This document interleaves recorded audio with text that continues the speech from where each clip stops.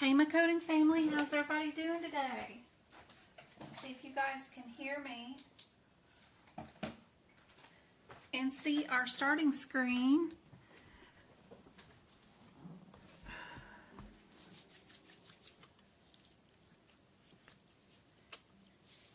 Hey, Mabel, good to see you. I got 2 people on YouTube and 4 people on TikTok. Probably won't have very many people on at all today, but hopefully we can practice some questions and help out some people. Hopefully.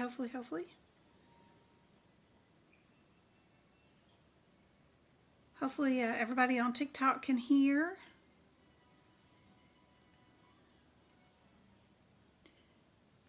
Everybody want to get started on some practice exam questions. Hopefully everybody got enough food in them. I know I'm dying. Sitting here eating some pecan pie as we speak. Too much fun. Too much food, but that's all right. I am streaming this on YouTube. And it's a clearer version, you know, direct from my screen to your screen, and you're not getting all the extra OBS data. If you guys on TikTok want to switch over to YouTube, it's under medicalcodingbyjen.com, but totally up to you guys. I am on both. It's good to see you guys. And I was just wondering, what do you think the answer is for this question without knowing one word of the answer? What would you guys pick if you saw this one? Hey Carol, thanks for the gift on TikTok. You guys are awesome. Thank you for tapping the screen. Thanks for sharing the live. We got 3 likes on YouTube also. Yay. Good to see you guys. Hope everybody's doing okay. All right, see what chat is saying. Aw, thanks MK, love seeing you too. Happy Thanksgiving, says Yasmin, good to see you. How are you doing? We got Lisa, good to see you. Go-Kart, MK, Mabel, Mila, good to see you. Andrea. Lisa is taking her CPC on December 10th. Awesome. JP, good to see you. Hey Patricia, good to see you. Hey Katie, how's it going?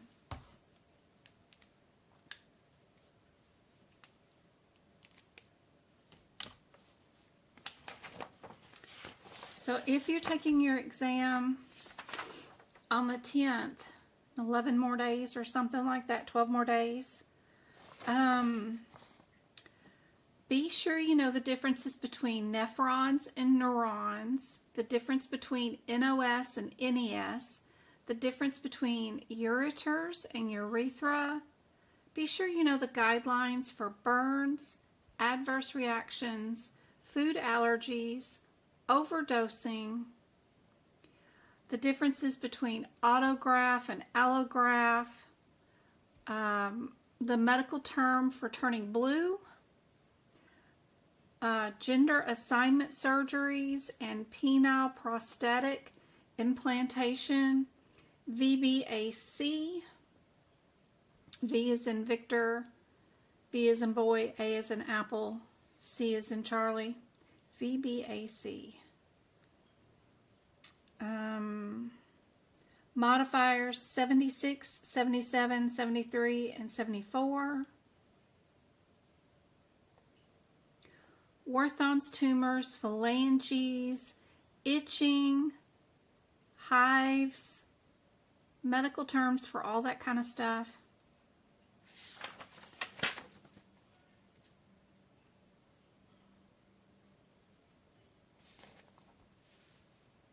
Super helpful.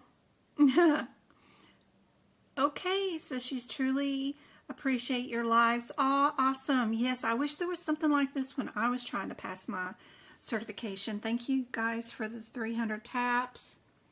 Thank you for the 7 likes on YouTube. What do you guys think the answer is for this question? How would you know? Modifiers can make a big difference, right? And a lot of times it's not just the codes, but the sequence of the codes, which code is first, which one's second, that can help. But modifier placement is also something to help you guys block out all the extra data that's hitting you during the exam. And if you just take a second to look at the different answers, a lot of times you can just pick out the answer by looking at the differences between those modifiers. A lot of times if the first 2 answers have no modifiers on the first codes, and then the second set, B and C, have modifiers that start out on the first codes, I'll automatically eliminate C and D, because a lot of times they're just trying to push us towards that. Our 50 modifier is a bilateral procedure. The 58,000 code area might be in the male or female reproductive system.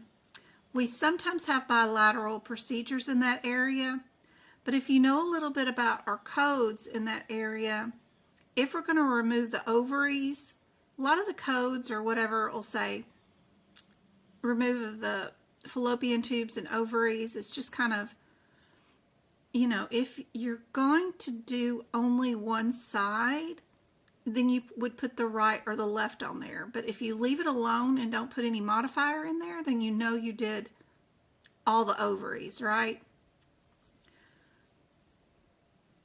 Then if you look at the modifier that's put on A and B, right? You've got a 51 modifier, which is multiple procedures, or you've got your 5-9 modifier. AAPC likes the 5-9. Now, technically, in real life, when you do get out in the real world and start coding, it is the last modifier you ever want to put on a claim, because it's the most denied issue or reason that's on a claim is because you used a 59 modifier. So at all cost, do not use that modifier in real life, but on the exam, they do like that modifier. And they just basically want to know, would we use the 51 modifier for multiple procedures, or would we use the 59 modifier for this one? Also, looking at your procedures, the 5, 8, 9, 20 is a smaller number than the 5, 8, 9, 25. And if you look at answer A, the 20 code is the first code. The second code on answer A is a 40. One code might be more difficult of a procedure than the other procedures, and a lot of times the bigger the number, the more difficult the procedure is. So looking at this, I can see that the 40 is a small, or this 20 is a smaller number than the 40, right? If you were just looking at them as numerical sets of numbers, the 5, 8, 9, 20 is a smaller number than 5, 8, 9, 40. And 40 would more likely be a more difficult procedure, like have more biopsies or stripping away of stuff. In general, the codes usually align themselves like that. When you start off in a particular section, the first procedure will be a diagnostic. Then the second one will be going in and doing a biopsy. And then it'll get more difficult where you'll start doing excisions or revisions. And then it'll end up with the radical position in that set will be the very last code in that section. So also in A and B, if I can't even do the modifiers, and I don't know which modifier it might be, I can also notice that the 20 is smaller than the 40, but in B answer, the 25 is bigger because of the 9 here. That's the bigger procedure than an 8-7-20.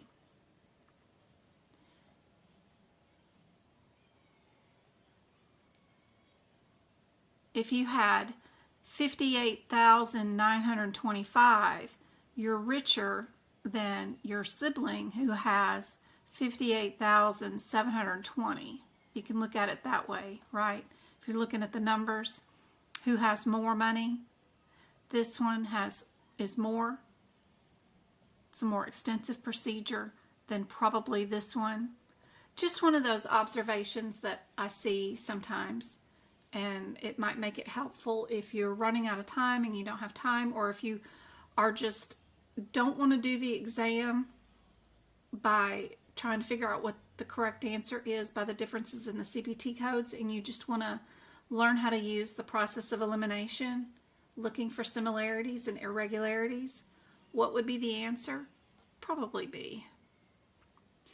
And we can look at the rationale here, and it is B is our answer, which is really kind of cool. But I will let you guys see the entire question, and then we can actually go in and go look at our differences. If I was doing this exam question in real life on an exam, I would go look at my differences between the 20 code and the 25 code. I would probably not even worry about the modifiers or anything else. I would just go from those two codes to see which one am I. Let's see, where is my camera?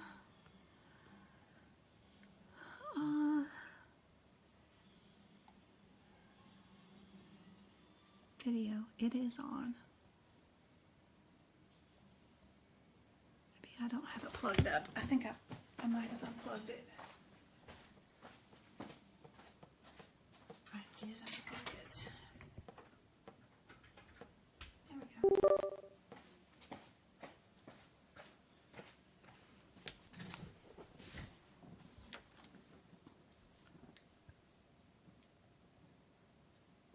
There we go.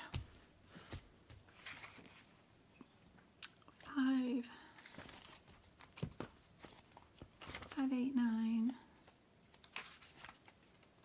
Let's see what our differences are between these codes. Sorry, tick-a-tock.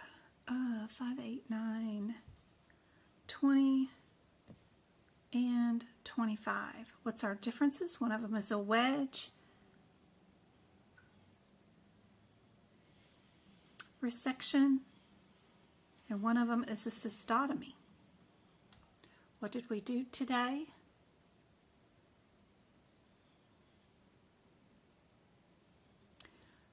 We removed a cyst. So we know we didn't do a 20. We definitely did a B or a C, because it's just a removal of a cyst. We can tell that from our codes right away.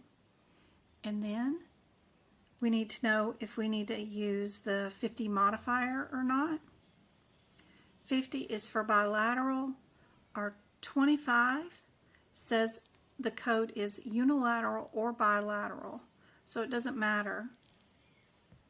It is bilateral already, so we would not add the 50 modifier. So again, B is our answer. And I wouldn't go any further to verify that we did the 20 procedure or anything else. Your only job on the certification exam is to find the correct answer the fastest and most efficient way possible. And you guys on YouTube are also getting a picture of my books. This is the 2025 book that we don't have notes in that section for, but just in case you guys on TikTok wanted to go to the YouTube channel, I am streaming a bigger screen on YouTube at medicalcodingbyjen.com. So hopefully that is super helpful. Let me know in chat if you guys have any questions. And you guys work on this one. Look at your different answers. See if you can guess what you think the answer is without looking at one word of the question. Pick out an answer. Which one do you like? And then we'll go see which answer is correct.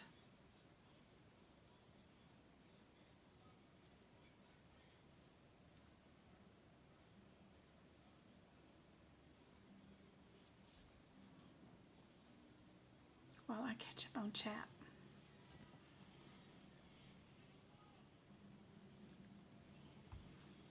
She's testing on 12/3. Oh my goodness. Katie hopes everybody had a great Thanksgiving. Cyanosis is the turning blue. Oh yeah, tendons and ligaments and ABN are also on our exam things to know. Be sure you know about those. You guys that are taking the exam pretty soon. That's right. Tendons and ligaments.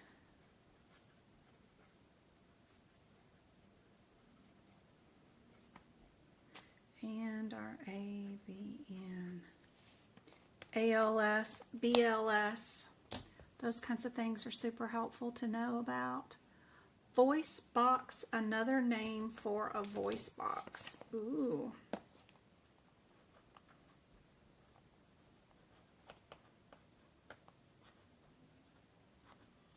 What's another name for a voice box?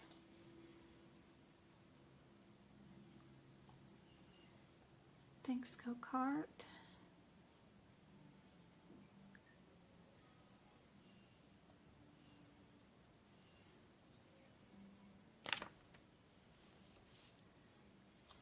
We are doing with this one, we are in our 961 area. 961.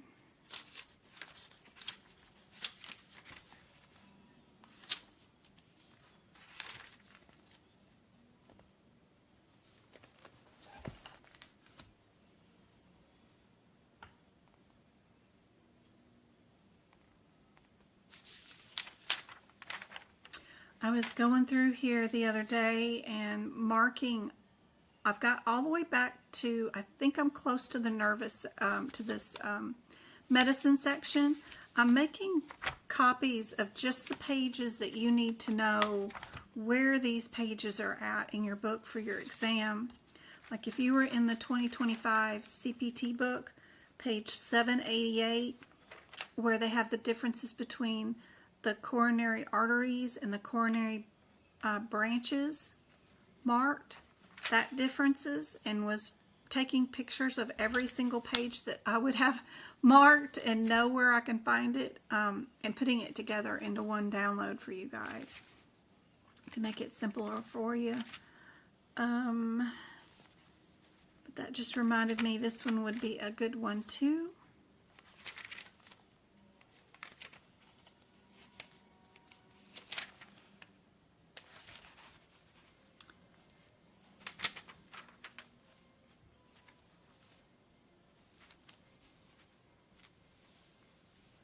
Nine 6130 is down twice, so I would hyperfixate on that particular code. Can you times the 30? It says the code is for the first hour. So it's saying the last two words in the code descriptor saying that it was only for the first hour. That means you cannot times this one. So you know C is going to be an incorrect answer because you can't times that one. If we add on the 31 code, it is an each. Each means that that code gets no modifiers, and it's one of the codes that we do get to times.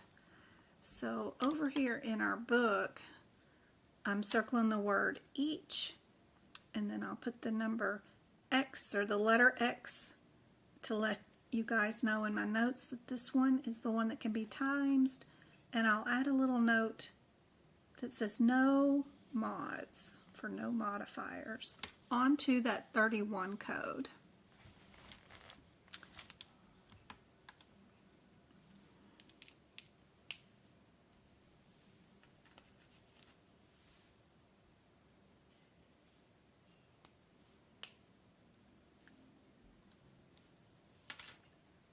So this is for testing. What were we asked to do? We were asked to do testing.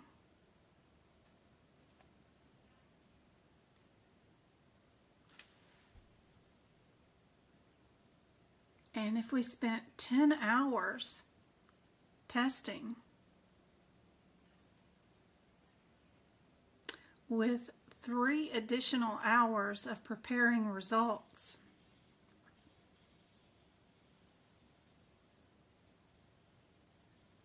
this equals 1 hour, and if you add that to this, that equals 13 hours altogether. That's how much time we did spend, right? So D is our answer. Indeed. There's usually always a reason why they have the same code down twice. If they have the same answer down twice in an available set of codes, there's a reason for it. And that would make me automatically ignore A and B. And I would hyperfixate on these two and go see what kind of code it is. If I know I cannot times this one, I looked and it said first hour, then without doing anything else, I would automatically pick D and move on to my next question. I wouldn't even go in here and look for the 13 hours or none of that stuff. But that's just me, and that's how I would do the exam question.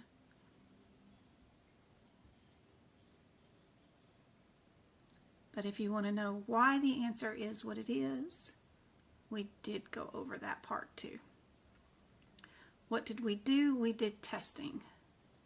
That's what we were asked to do.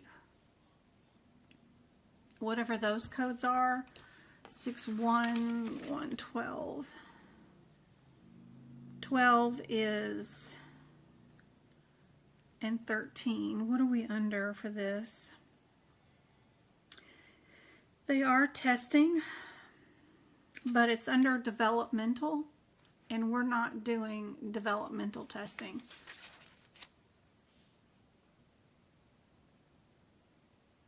The testing that we did was psychological, which is our 30. All right.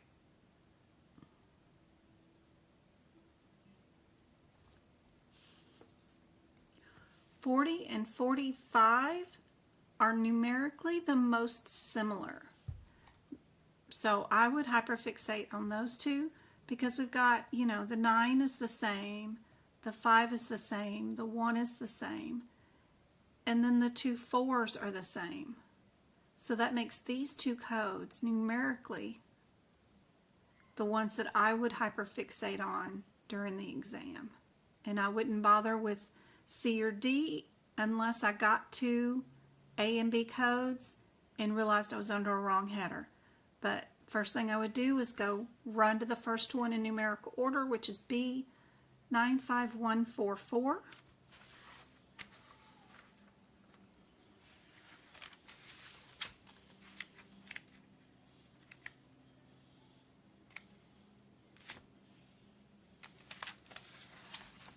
What header am I under? Immunoallergy or allergen immunotherapy.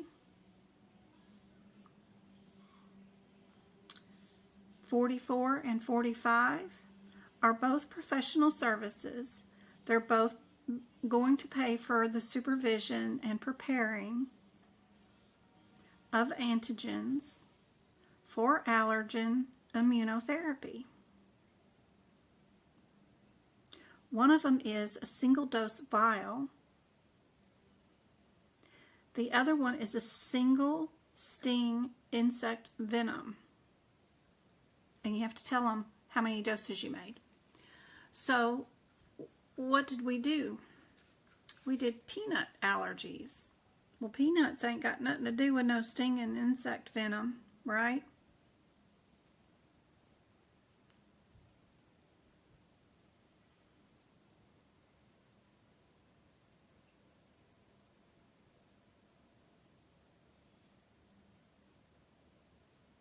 So I would pick B, 44, and move on to my next question. What do you guys think the answer is? How would you guys do this question?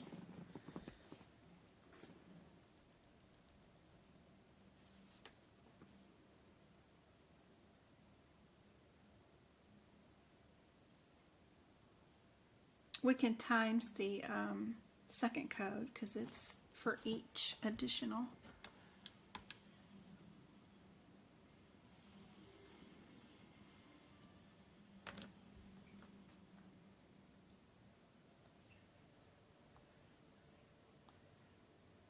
Hey Rosemary, how's it going? Good to see you. Thank you guys for the 9 likes on the YouTube channel. I've got 24 of you guys on. I got 31 of you guys on TikTok. Thank you guys for the 1,700 taps. You guys are awesome. I like hanging out with you guys. I hope this is super helpful.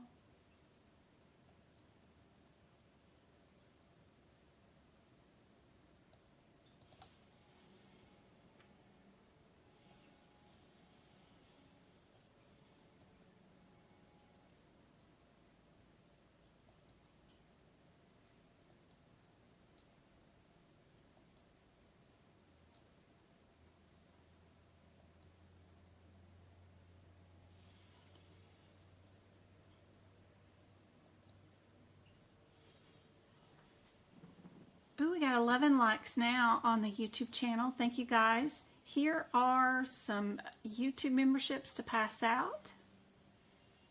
Jeanette, Emily, Rain, Diana, and Alvin all won YouTube memberships. You guys all have access to my exclusive content. Don't forget about having access to all the old workshops, the podcasts where I'm reading the guidelines out, the duck classes. All those are super helpful, especially the workshops. You get access to 75 questions without me talking a lot. So, super great area to go to practice for your exam. If you can go through those workshops and get 90% of those questions correct, and you can do it at the same pace as I do as a workshop, then you know you're ready for the exam. The YouTube membership is like $4.99, $5.13 or something with tax. So you guys got it for free for a month.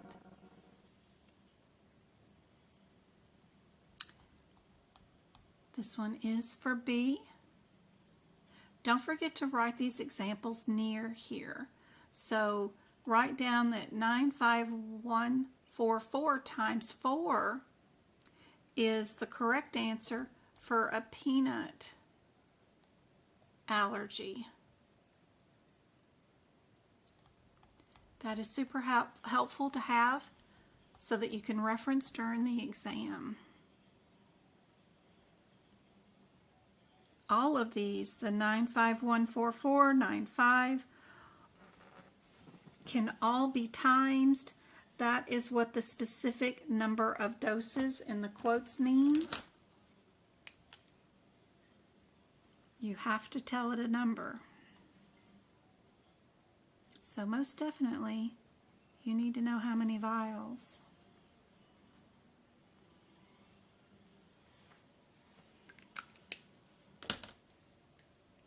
All right, 96040. We're just going to run to that code since it's the same answer all the way down.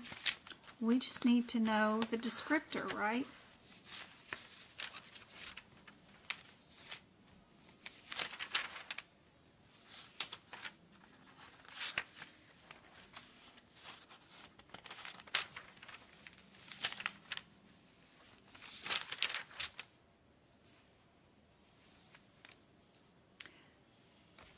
they now have, that's for the 41. I wonder if they changed this one. Nurse practitioner genetic counseling. I think they changed this one for 2025. Right? Did our code number change?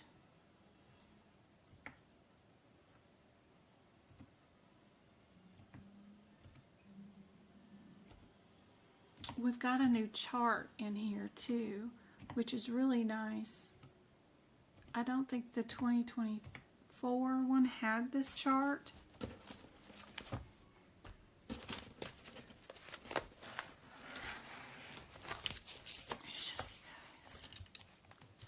Because it's in green, then that means it's new for 2025.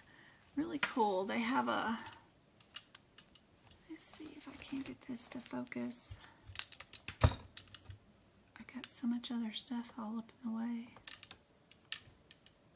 because of the TikTok camera thing.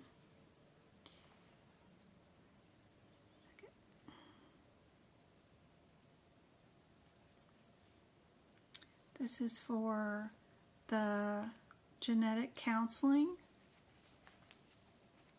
I think the code may have changed to a point to a 196041 for 2025 anyway. And then if we're doing less than 16 minutes, we're not going to report it separately. If it's 16 to 45 minutes, we're doing it times 1. If it's 46 to 45 minutes, we're doing times 2. If it's 76 to 105 minutes, it's times 3. 106 minutes to 135, we're doing times 4. This patient had an hour and a half. 60 plus 30 is 90 minutes. So 90 minutes would fall in the times 3 area.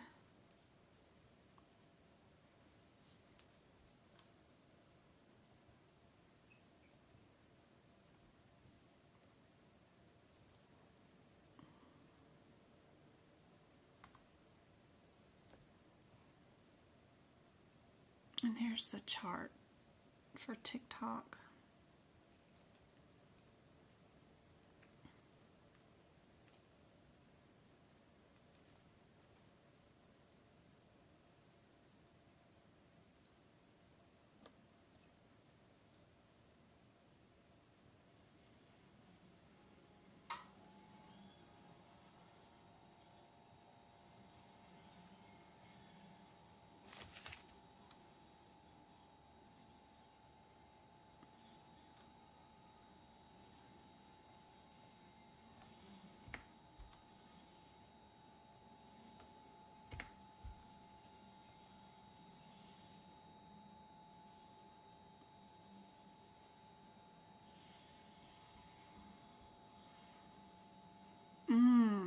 Diabetic patient getting immunizations. Love immunizations. Are we a 71 or a 72 for administration? Sometimes the administration fees can help out. That's just where you charge for the syringe and stuff. Are we a 60? It is in 2 of the answers, B or D. The only difference is whether we do the 71 or the 72.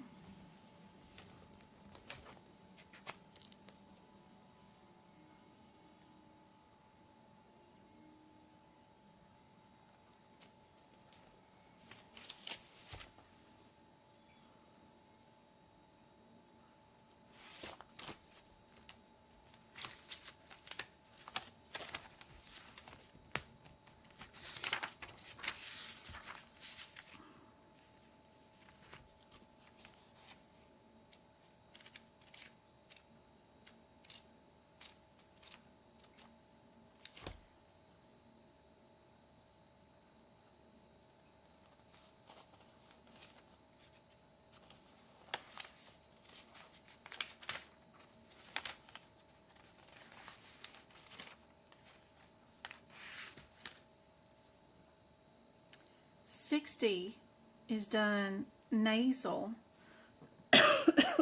58 is done musculoskeletal, or intramuscular, I'm sorry, intramuscular. So just knowing that the 60 is giving up the nose, we can get rid of that code right away. We know we gave IM.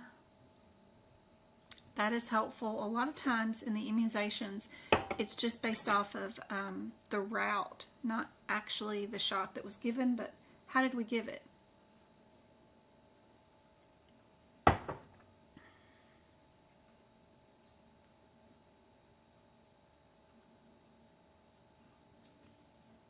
Thanks for sharing the live and tapping. We got 2,000 taps on TikTok.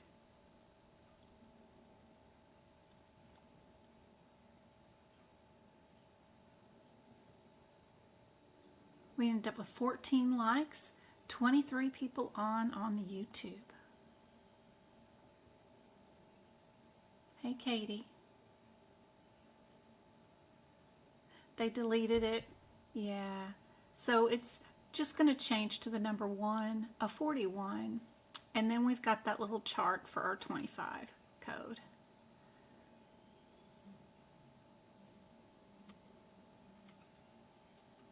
It'll just be a question for 2025. Nothing you guys need to worry about for the current exam. But this immunization one, super helpful. A is your answer for this one. And just knowing that your immunizations are given intermuscularly lets you know you cannot bill B or D because those are given in the nose. Here's an anatomy question. Let me get the camera out of the way.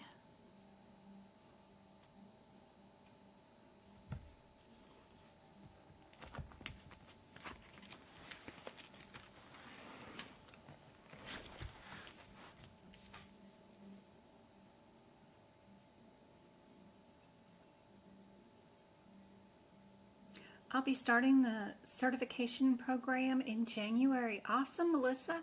I hope I can help you out. I do all the certification courses too.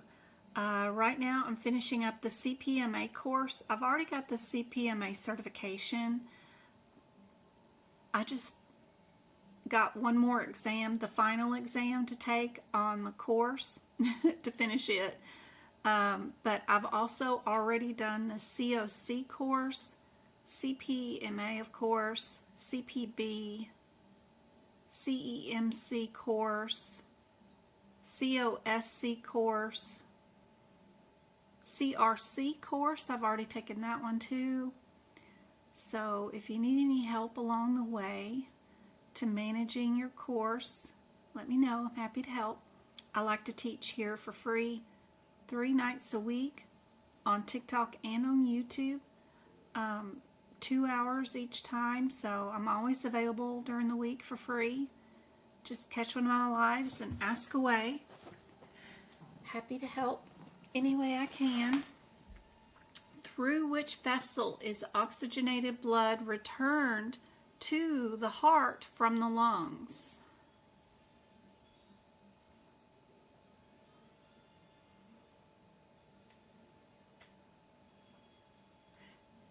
Yeah, it's in the 2025 book, that chart. So it's not in the 2024.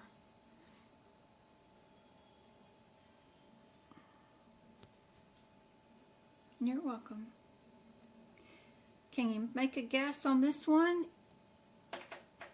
We've got pulmonary down twice. Are we in an artery or are we in a vein? Which one carries oxygenated blood in it?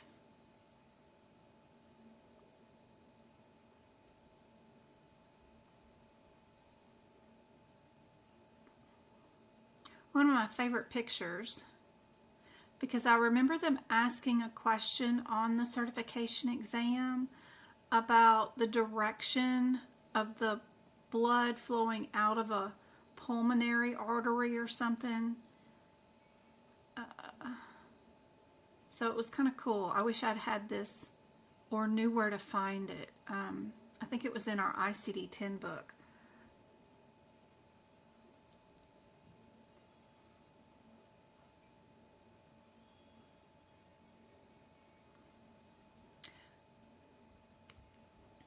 We are in the pulmonary vein.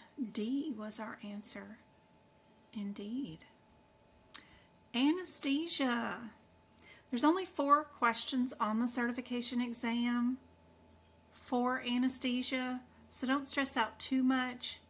Be sure you have moved all of these modifiers to your CPT book.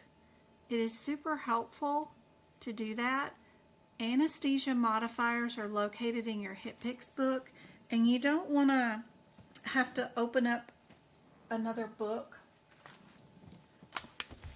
during your exam. It's handy just to go find these and move these. If you get the aapc version of a HitPix book, they do on the back cover have a list of all of them in one location for you on the back cover, and they start out with 23 and 47, and then P1 through P6, and then AA all the way through QZ. So moving at least the ones from AA to QZ, move these little blurbs over to your anesthesia section will help out during your exam.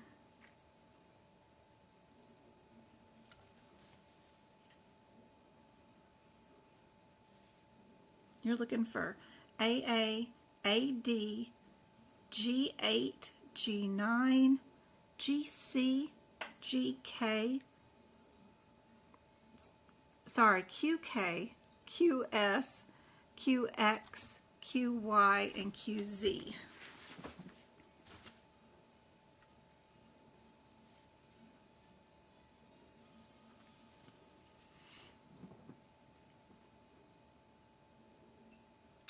Be careful with this one. You might not be billing for the CRNA. You might be billing only for the anesthesiologist. There is a difference between what you bill for each person that's doing. Like this one, you might bill one way, but then the anesthesiologist covering this person bills a different way. So be careful with that during your exam. Know who they're asking you to bill for or code for. And remember, surgery time has nothing to do with anesthesia time. Anything that says surgery time, ignore it.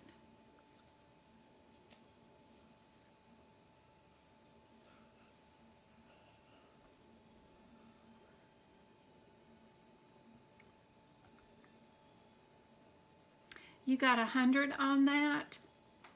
It figures it was only 4 questions. Aw, Katie. Yeah, it's one of our smallest sections on the exam. It seemed to go on forever, it felt like, on my exam. But back then, it was 150 questions. I think they had 10 anesthesia questions, or 8. It seemed like it took forever. This one is A. Perfect, guys. Good job.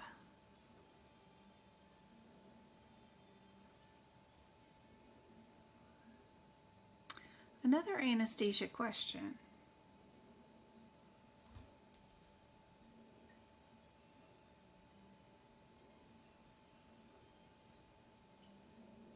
Thank you to the 26 that are on TikTok for all the tappy taps. We got 2,000 taps. We got 9 roses. Thank you so much. The rose money is going to Cynthia this month. We're helping to paid for her $500 exam attempt to do 2 more exam attempts. She took it 6 times, did not pass, and she couldn't afford 2 more attempts, so we're going to purchase it for her this year and this month, and that's what all our little TikTok roses is going to. So thank you much, guys. Any tips on getting my exam on Sunday? I am so nervous. Sure. We went over a few already, but as MK said, be sure you know the differences between tendons and ligaments, NOS, NEC, ureter versus urethra. Who's that?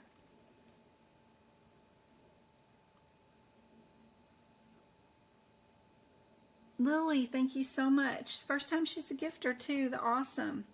The differences between nephrons and neurons, how to insert an IUD, how to remove an IUD, what are the CPT codes, what are the HIPICS codes, vocabulary terms, Warthan's tumor, salivary gland, phalanges, fingers. If you're blue, you're cyanosis, tendons and ligaments, ureter, urethra, nephrons, neurons, NOS, NEC, adverse reaction, food allergies, overdosing, emotional distress reactions, VBAC, HIPICS, NCCI means the number 1. Gender assignment surgery, female to male or male to female, 2 different CPT codes. Which ones are they? Autograft versus allograft. Allograft has the 2 L's in it, so that's like somebody else walking a body part from somebody else over to you. When it's auto, like automobile, then you're the driver of the car, so it's your body part they're moving around and putting into a different spot. So that's your differences.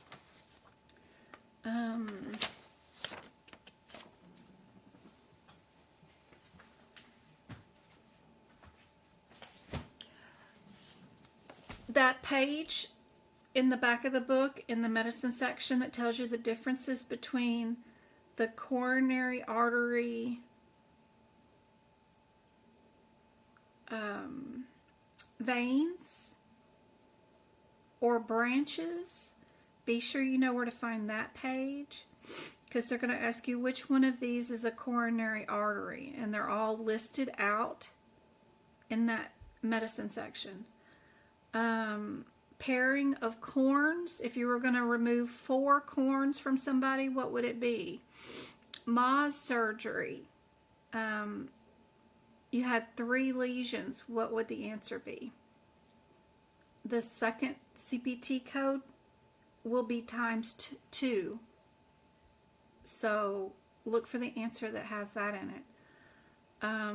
Appendicitis, rule out. How do you code that? Diagnosis code wise. If they're in the ER,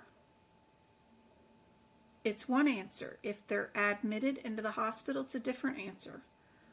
Lots of lobectomies or thyroidectomies or a lobectomy. Be sure you know the differences. You're not removing a thyroid, then don't bill for a thyroidectomy. If you're only billing for a lobectomy, be sure and pick the correct CPT code for that. Duplex scans, blepharoplasties, a G code for screening colorectals, gastritis, secondary to NSAIDs. What would be the first diagnosis code?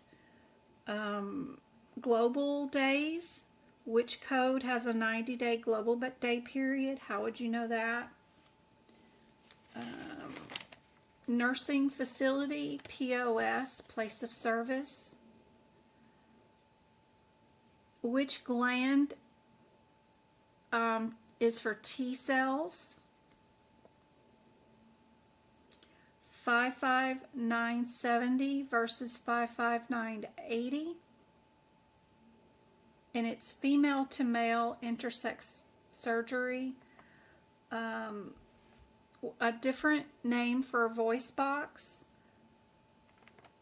Larynx bronchitis stent, if you're going to do some sort of stent in the larynx to the bronchioles. When do you place or add the microscope code 69990? Sequela versus something else. Laparoscopic versus open procedure. When they had adhesions with a modifier, histo. Maybe your procedure starts out laparoscopic. They get in there and then they can't do it laparoscopically and they end up doing an open procedure. Which code do you bill? Intra-arterial veins. Everybody arrives to the ER and dies. What office visit or code are you going to bill? Are you going to bill an ER visit, a critical care code, or a transport code? You know, when an adult has already been admitted into the hospital and you do critical care on them, like their second day admit, they crash in the middle of the hospital, and you come in and do like a trach or something like that to keep their airway open, you can bill for the extra services. But if it's a NICU baby who's already been admitted and you come in and do a bunch of critical care stuff, it's global and you don't bill anything but their NICU baby code. Adults you can.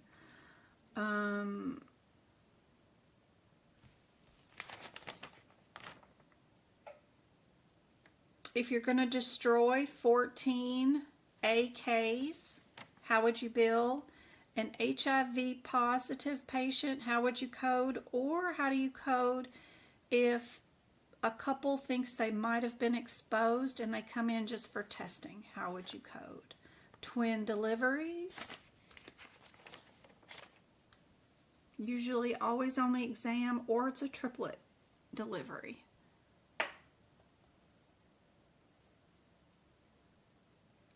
This answer to this question, did everybody get D?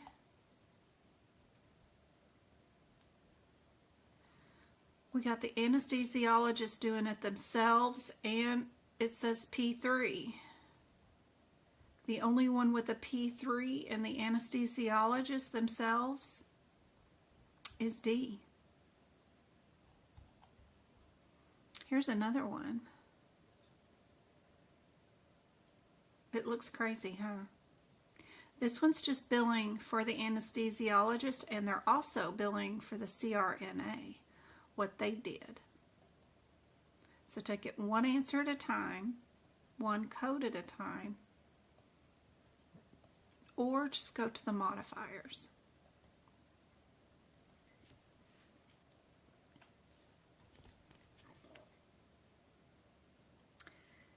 Can't take my exam until the end of March. I have 2024 book. Is it going to be okay? Yeah, Jennifer, you're going to be just fine.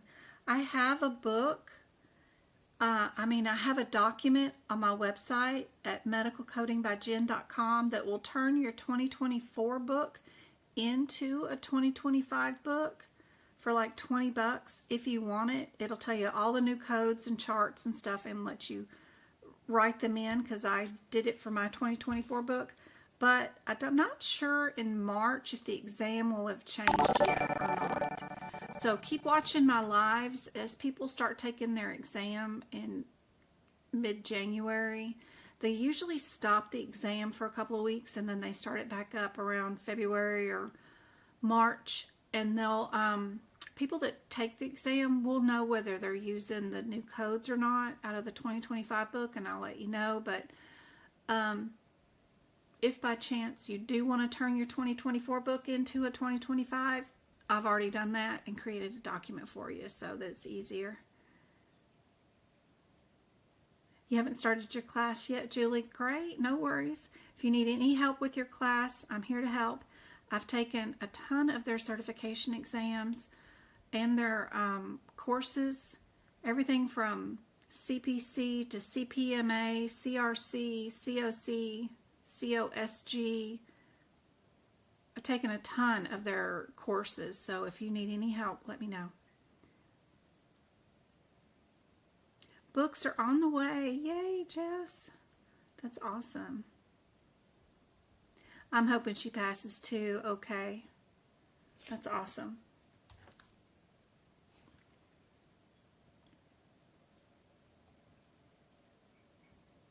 You're welcome, David. Well, good job, good job. Yasmin, what is the score? What score on AAPC practice exam is a good indicator you'll do good on the actual CPC exam? 90% is what I like to see. A lot of people say 70 is all you need, but if you're working in those practice exam questions, I like a 90.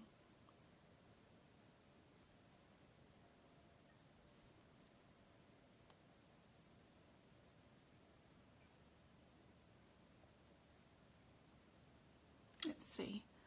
That is just today's YouTube video. We got 28 people on, 15 likes. Thank you so much, guys. This is what my website looks like. So this is medicalcodingbyjen.com. There's a lot of resources here for you guys. A ton of free practice questions right there in the practice area. Y'all can come there and practice away on some practice exam questions. Just click on whatever answer you think it is and the rationale will pop right up for you. I do have a bonus membership area that for like $8 you can practice exam questions here too. And they come with a bunch of free PDFs that you can download right here. And then if you just practice on the questions, you just click on it and you can see if you got the answer right. But there is a ton of practice exam questions here too. And then all of these instant downloads of PDFs. Just a ton of practice exam questions that I wrote. They're super helpful. And I'm always adding to them. I've got CRC bonus practice exam area too. So if you decide you've got your CPC and you want to do CRC, we've got practice questions for them too with a ton of free PDFs that you can download. Lots of cool bonus material for CRC. We've got the shop over here, which does have everything kind of divided up into sections. So this is all CPT notes, or the new study guide, if you guys wanted the condensed version of the CPC study guide. I've got it there. I also have ICD-10 notes here, and then here are repeat workshops. And then if you want to just explore like cups and mugs and stuff like that, those are there. A list of just the best sellers, like the flashcards or cardiovascular notes, of course. And then a list of everything down at the bottom. And then you can categorize it what you're looking for. But this one right here is the one for turning your book into a 2025 book. I have it for the ICD-10 book too. So for $15, you can turn your ICD-10 book into a 2025. That way you don't have to, purchase new books. They're super expensive, yeah. You can buy a bundle of everything that I have, of course. It's right there. but totally up to you guys. Hopefully you guys don't need to purchase anything. Don't forget to go to the resources tab. I have a place where you can go to CPT book prep right there, where it's got all the instructions on how to make your own notes look like mine, including the anatomy and your ICD-10 notes. There's even videos here that you guys can go to, and you can watch me go code by code and make my own notes, and then you guys can do it yourself. There's a blog here that's totally free, shows you how to code everything from E&M all the way to spinal injections to even just getting a job. There is a ton of blogs here where we dissect all kinds of different areas of medical coding with practice exam questions noted in all these blogs and stuff. Names of jobs to look for, when there's openings, all that kind of stuff is here for free for you guys. Also for free is the shared gallery, which is all of my favorite pictures. Anatomy, this is our time zone calendar, but if there's a picture here, then it's usually pretty important. The pink and baby blue ones, those two right here that were submitted by Twinkle Star, super helpful because you need to click into these, and this is information that's not in your CPT book that you guys need for your exam. We have the CPT code listed over here on the right. On the left is a number, a tiny little number over here on this column, and that tells you how many items are inside that CPT code. So one of the questions on the exam is how many components are in such a vaccine. So like if you don't know that 90723 CPT code has 5 components in it, which it's not listed in the CPT book unless you can read a descriptor and tell how many components that is. Those numbers aren't in there, but I've got them all listed here in this one chart that you guys can just run from each code and just write down that number, and then you'll know how to add the components together. Anyway, it's just a really cool list of all my favorite photographs and helpful information are all listed there. If you're looking for grants or free courses, free classes, don't forget to stop at the FAQ page. I have a list of how to join our free Discord group, but the third sentence down, it has a free grants and free programs from Pocket Prep to AAPC scholarship for free books, free exam attempts, free classes, your free monthly magazine where you get 20 practice questions every month, all listed there, super helpful. If you go to the social media link, we've got a list of, the YouTube channel, the Facebook group, the Pinterest. This is the Discord group, which is full of 3 years worth of information. If you have a question, can't get me, there's always somebody live inside Discord that can help you out with questions. There's an Amazon list of all the favorite items that I have if you want to know how to make your own Lazy Susan, what pens do I use, everything that I have, it's all listed in that Amazon link right there. And then the YouTube channel is super helpful. If you're looking for short videos, just scoochie over from home to shorts. And this is a bunch of practice exam questions all in a 60-second video. So you can do one question at a time. Super handy.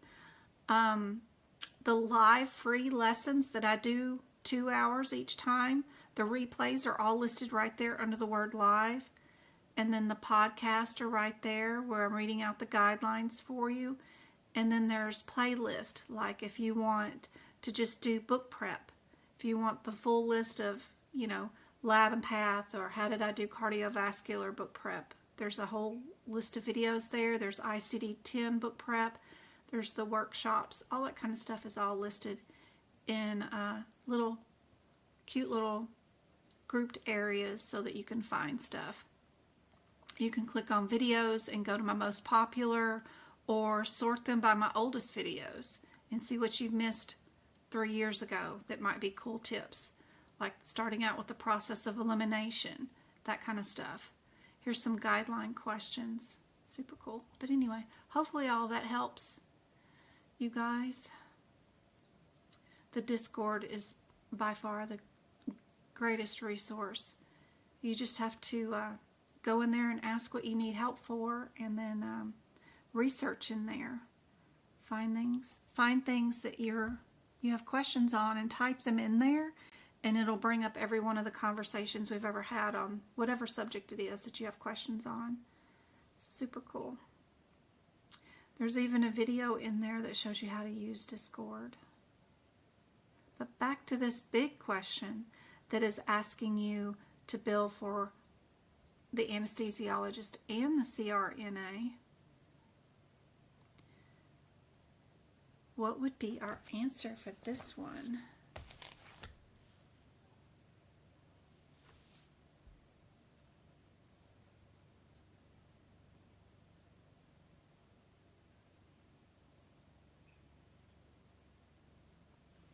Probably got 2 pages to this one. Nothing much here.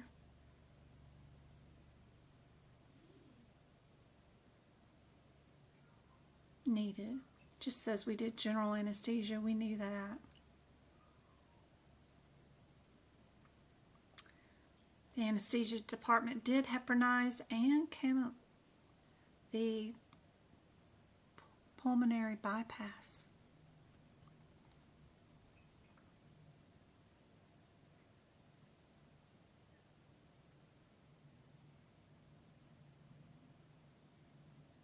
We got P4 all the way down. We've got our added code for the 100 for patient's age, apparently.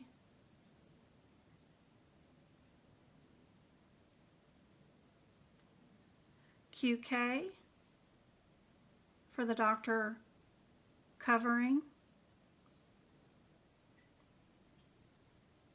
QX, our CRNA.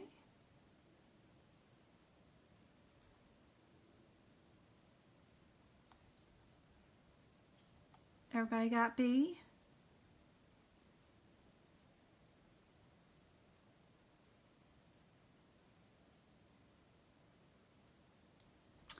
D would have had AD. What does AD stand for? Our AD is medically supervised 4 or more patients. We only did 2 other cases.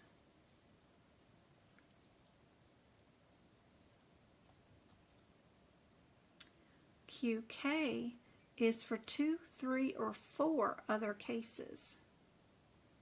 AD is for 4 or more. So you know you had to be a QK because we only had 2 other cases. So that gets you down to B or C. And then those were the same exact modifiers, so we didn't have that to worry about anymore.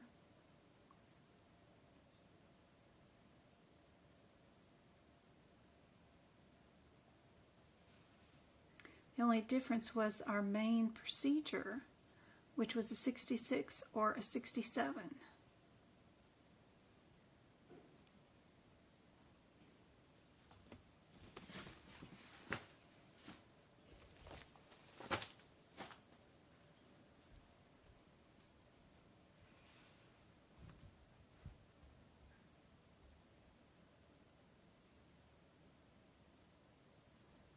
I'm actually going to get my associate's degree. Awesome, that's fantastic. Go-Kart loves Discord. Yep, she works in it all the time. Right now, I'm supposed to be creating a PowerPoint presentation, and I'm pretty clueless. Well, all you got to do, Julie, is go to ChatGPT, and I'm sure it would produce whatever kind of PowerPoint you needed for your class for you in about 30 seconds.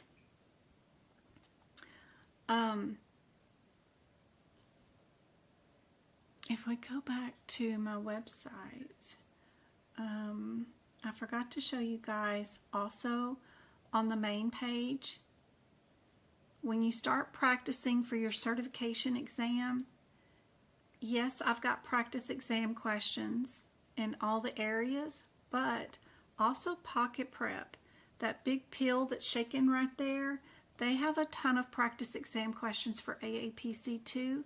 You can just click on medical and click on the top link, which is for AAPC CPC. They have 750 practice exam questions over all 18 areas of the exam, but they include the page numbers where the answers are.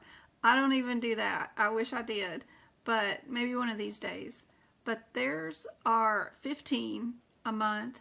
I pay for it for an annual year. That way I get it for $8 a month. But they do have a pass guarantee. Love Pocket Prep. It's really cool because you can take it with you anywhere. You could be standing in line or eating lunch out in your car, and you can still work on practice exam questions. You can on mine too. I have an app for my website too that you guys can view the questions on the app. But this is cool because it comes with the page numbers where the answers are. And they do a great job. So don't forget about Pocket Prep. They're pretty wonderful. And if you do ever purchase anything from me, you can do this drop-down menu right there, because this welcome home to your medical coding family site little banner right there is your account. You can look at your profile, look at your orders. You can message me from there. You can look at your rewards program. You can cancel subscriptions right there. It's just one click away, super easy. So if you need anything on my website, don't forget that that's right there on your main page. Super easy if you need anything. But Pocket Prep is great. Wonderful, wonderful.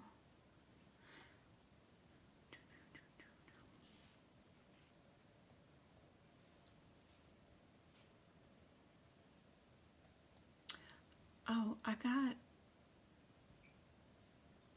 on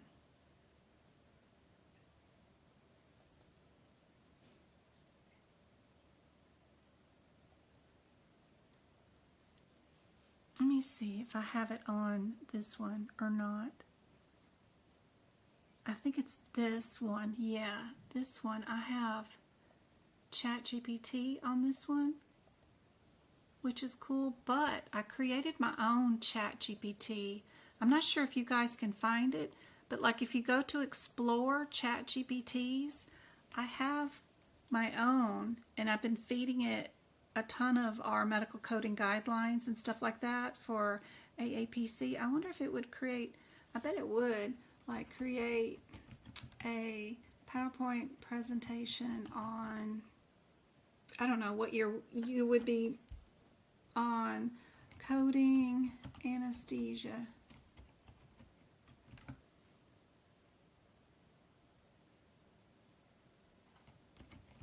I wonder what it would do.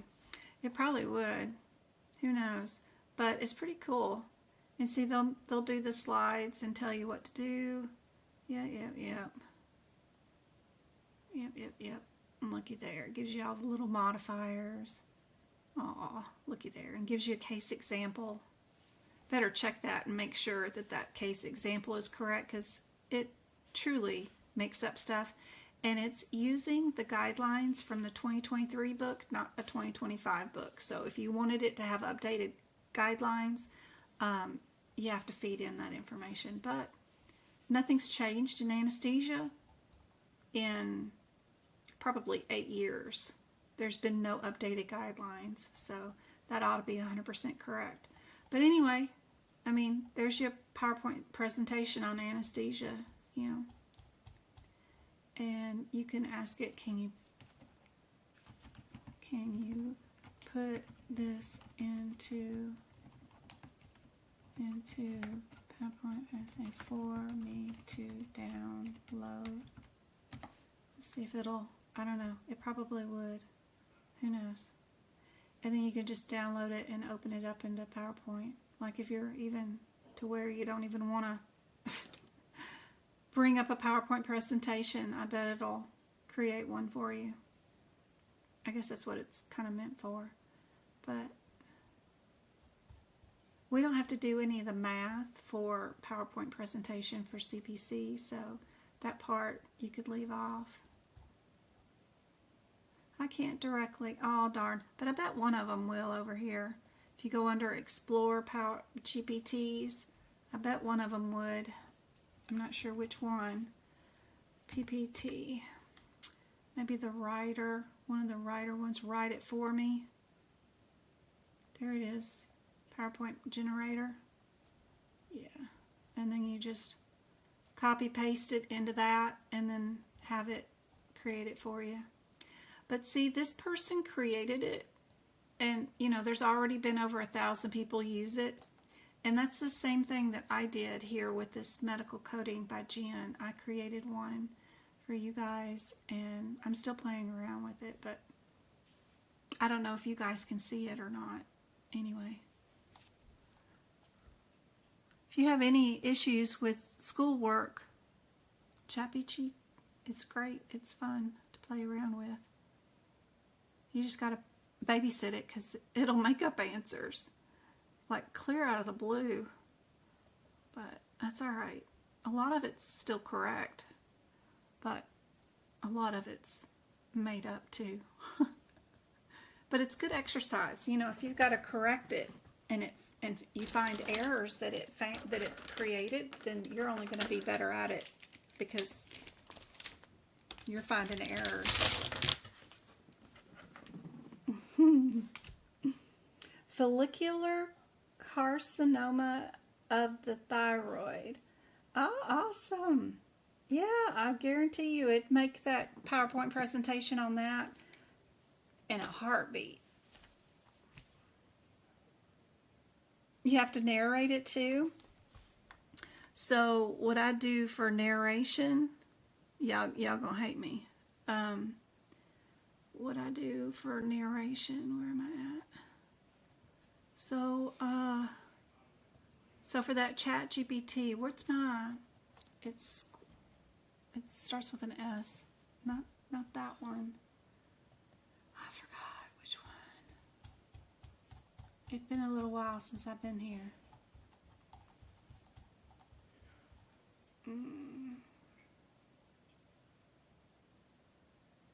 What's the name of it?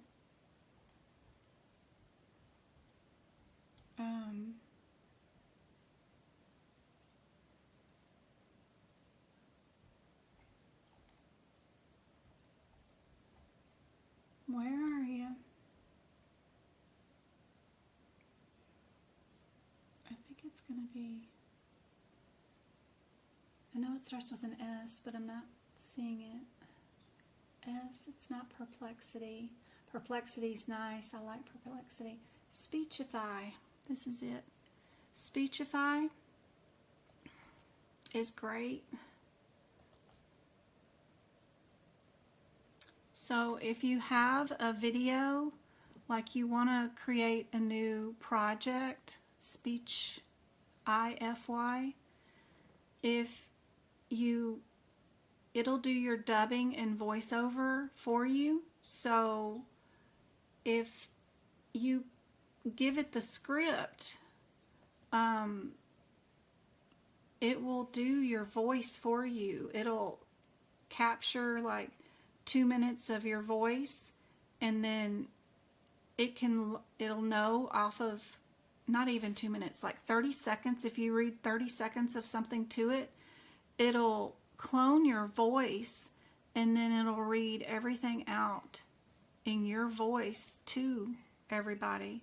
So that you welcome to medical coding. We are going to discuss, and it's super cool. You can pick like who you want to narrate it, and you can pick a bunch of people, or you can have it narrate in your own cloned voice.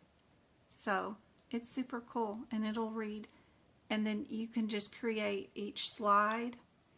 So, and then I can move on to slide 4, and I can move on to slide 5, and it will narrate and read a little bit better than what we Healthcare provider.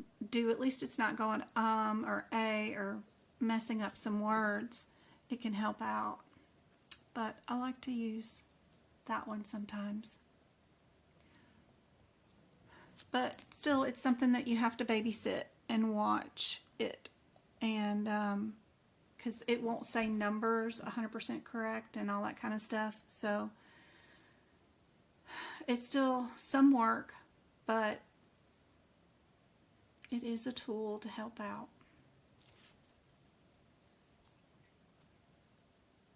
Eight 3 1 1 5 20. The 15 is down twice. Then it just wants to know, do you know, would you build 2 codes or 1 code? Ooh, I bet it's just the 1 code, probably. But let's see. What is our 38115? What is that code?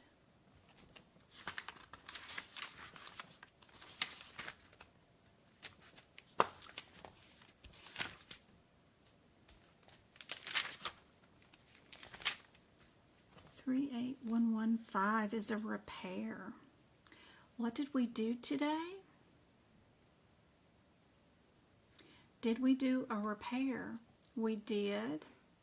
Knowing that an APHY is a repair is super handy dandy. Don't forget, you guys, to know that that ending is a repair. Don't forget in the front of your CPT book, here where it's got the illustrated right here, it's got a list of all the surgical procedures down here at the very bottom. And you can see that what a centesis is, or what an ectomy is, or an ostomy is, right? Super helpful knowing what their meanings are. Very helpful during the exam. So we did a repair, but then we also did an ectomy. What if we did a repair and a partial removal? Would we be just underneath that repair word, or would we have the 2 codes or the 1 code?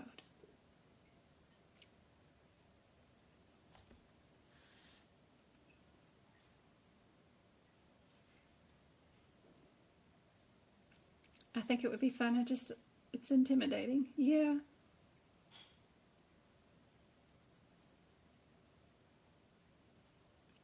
Oh, I don't know how they would know you didn't narrate it, but maybe you could narrate it in the classroom. I don't know if you've got to narrate it in the classroom, or if you just hit play and let the video do a pre-recording of your audio. But you know, in Canva, when you're in Canva too, it's another tool that you can use, which is super helpful. They have PowerPoint presentations inside Canva.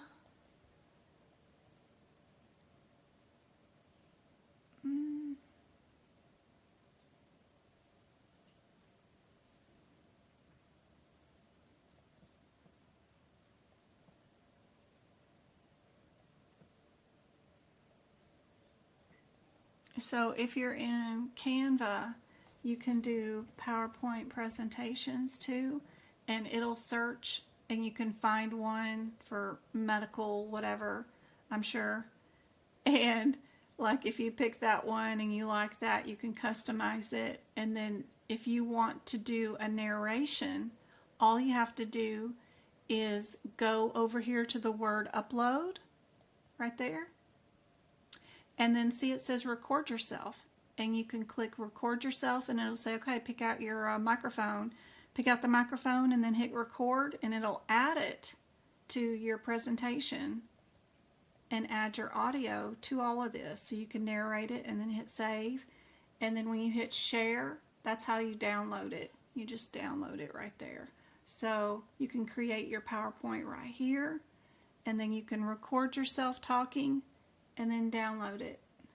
And super handy dandy. Canva's great too, and really easy to use. So you can also use Canva. Canva has an AI feature also, but you don't have to use it if you don't want to.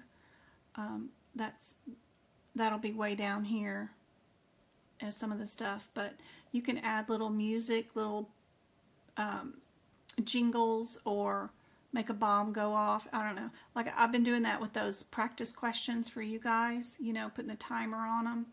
And this is how I create them. And then I have to create, you know, a video for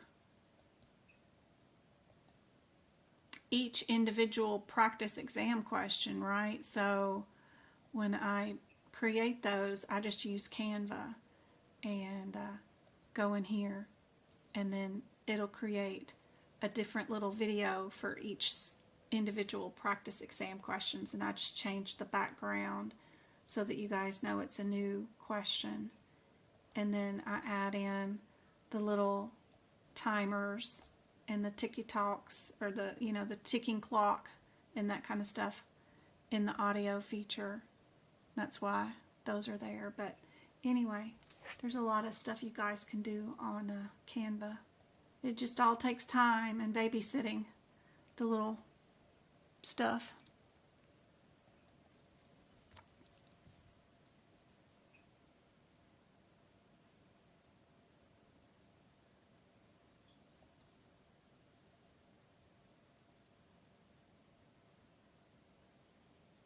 This question actually was 2 codes, right? We did an and. We did 2 different procedures.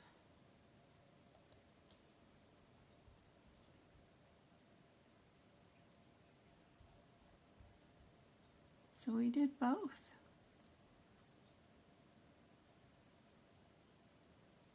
Just some added information about the spleen there is all.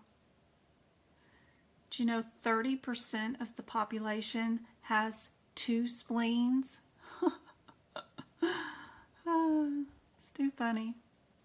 We can do a partial removal of one and then repair another one of them, because people, I mean, that's almost half. 30% of the population have 2 spleens. It's too funny. All right. 2 of them are in the 157 area. And then this one's in a 156 and this one's in a 155. I'd probably run to the 2 that were in the 157 area first. See if I'm in the right particular spot. Header.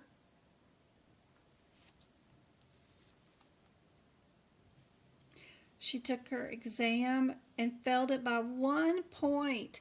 Oh my goodness. Great score though. I mean, that's really fantastic. You are 1 question away from passing. I would schedule it again right away and practice taking those exam questions. Do all the practice exam questions on my website, especially the E&M questions. That's like over 300 practice exam questions just on E&M. If you can bring up your score in E&M, I know you'll pass the exam. Great score. Fantastic.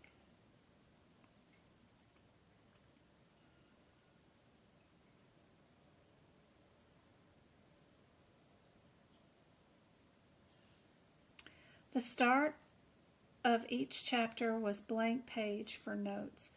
What would you put there?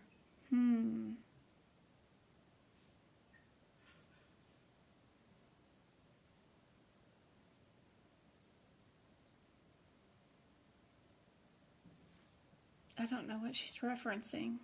The start of each paper, each chapter has a blank page for notes.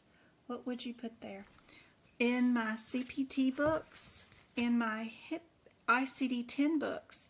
I put, and I do a Google search for most common prefixes, suffixes, and I put those on the beginning blank pages of every single chapter. Most common procedures, most common modifiers, and most common sequences.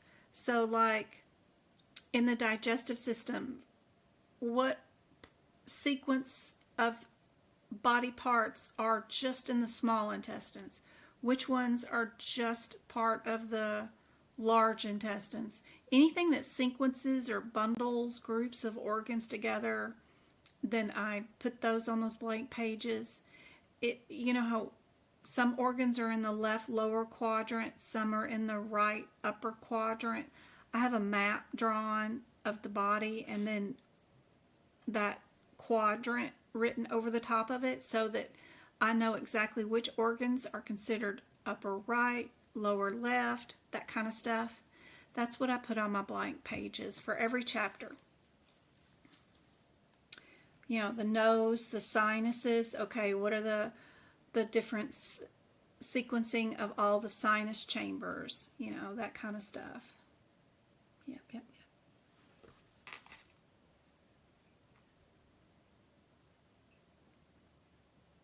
My website is medicalcodingbyjen.com.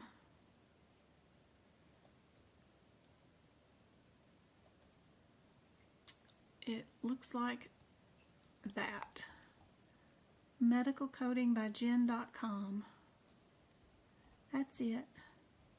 It's just got us on the front, our Amazon list, our pocket prep. I've been using Mint Mobile for 3 months now, 90 days, and literally paying $15 a month for unlimited cell phone service for 2 lines. I've had Verizon for over a decade, but 2 lines was still $240 a month, so I switched over. Love it.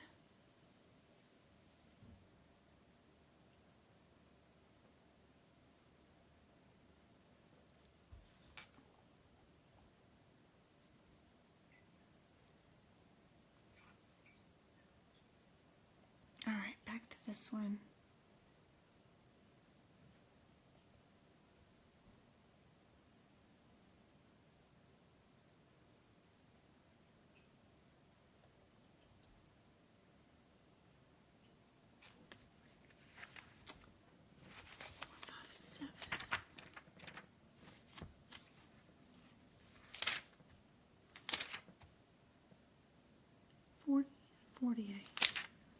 $40.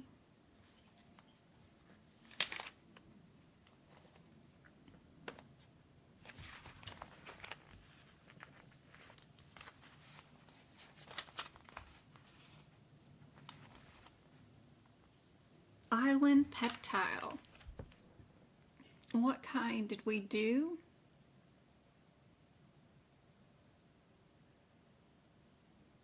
We did direct. We're not island, so I know we're not 40. What about, oh, did we get all of our roses?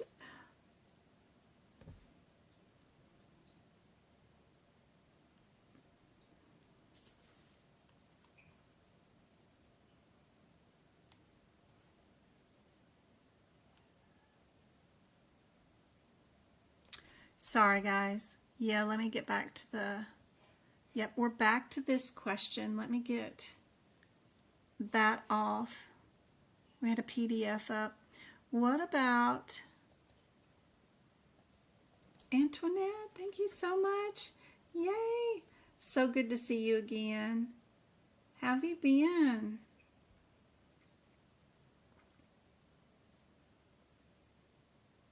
So this one,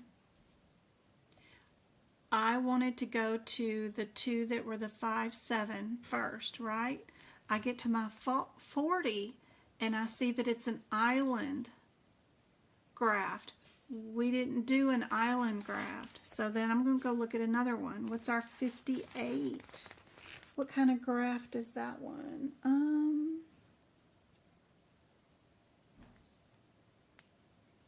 And then I'm going to look at my other ones too. What's our 620? And what is our 5574?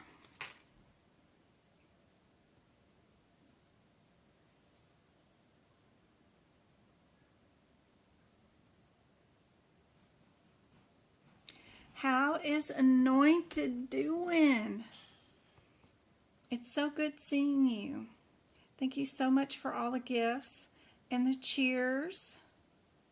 The cheer pom-pommies. Love it. How has Anointed been? Just been super busy. Me too. It's been crazy. Previous question. Yep. We did 2 procedures. We did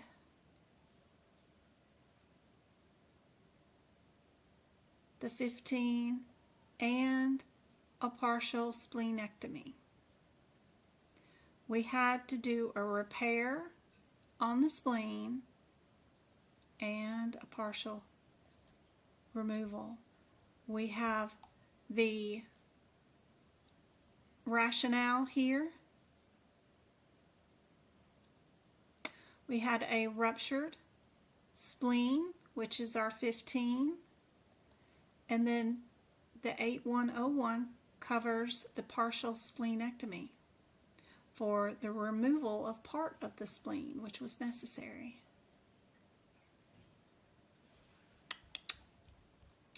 This one is a direct. This one is an island, so we know it's not C. Which one do you guys think is correct?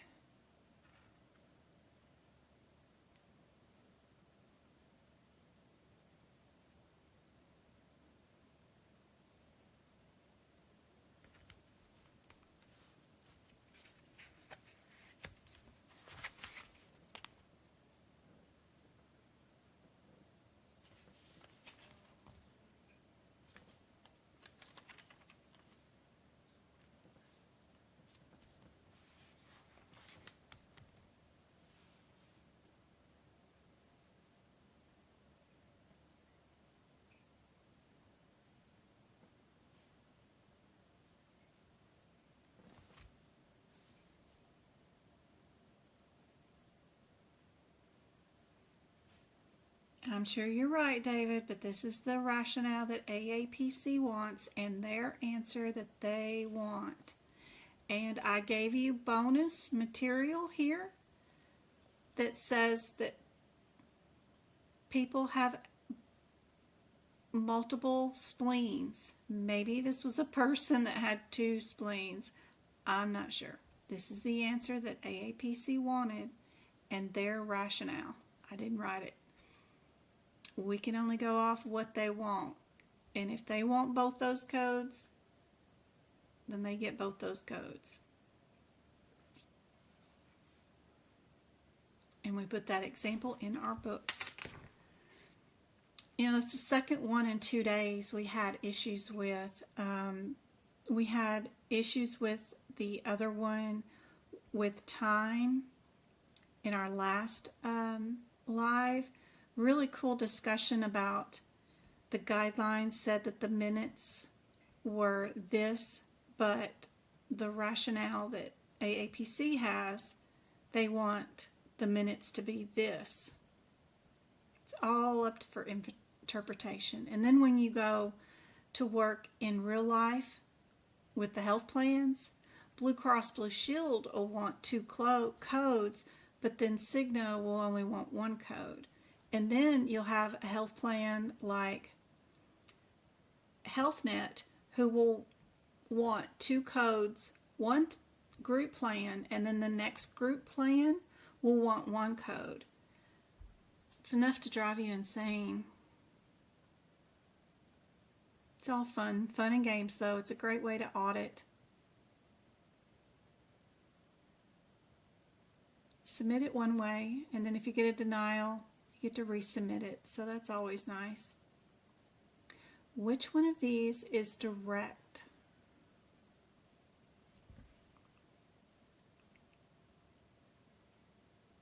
Good night, Julie. See you later. Hope this was helpful. Anointed's been busy.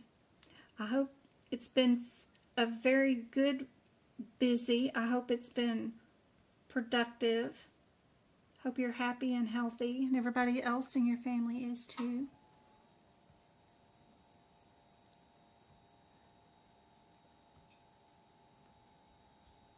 Everybody got A on this one?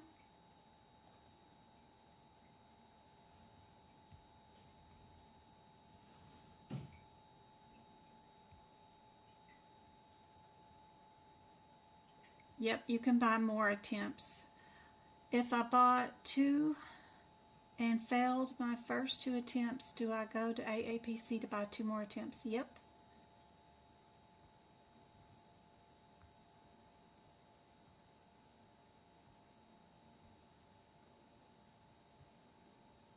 I can show you where that is. We can go to AAPC, right? We can go to their website. We can go to certification, schedule your exam. Just drop down right there, schedule your exam. Then it says buy a voucher for your exam right there. And you just log on, of course.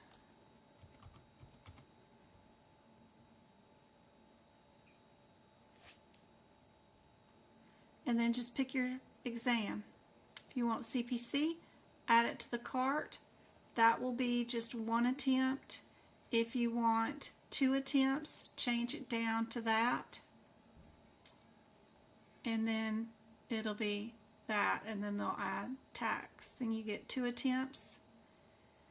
And then of course they want to know, do you want the basic prep? Do you want practice exam questions with it? Do you want books with it? You can add all kinds of stuff, but you could just add it to the cart. Just your 1 attempt or 2 attempts right there. And hit add to cart. Then once you've purchased your 2 attempts, you'll go to redeem a voucher when you're ready to schedule your exam. And your voucher will be located here, and then you can schedule your exam. So if you ever wanted to make sure and see if you have an exam attempt available, always check your redeem voucher area first, just to see. And make sure you don't already have another exam attempt.